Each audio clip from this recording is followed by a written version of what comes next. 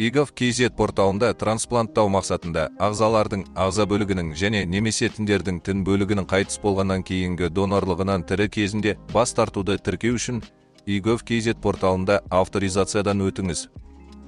Басты бетте азаматтарға денсаулық сақтау медициналық көмек бөлімін таңдаңыз. Транспланттау мақсатында ағзалардың ағза бөлігінің және немесе тіндердің тін бөлігінің қайтыс болғаннан кейінгі донорлығынан тірі кезінде бас тарту немесе келісім алуды тіркеу қызметін таңдап, онлайн сұрау батырмасын басыңыз. Содан кейін өтініштің түрін таңдау қажет. Әрі қарай опциялардың бірін таңдап, жеке деректерді өңдеуге және сақтауға келісім беріңіз.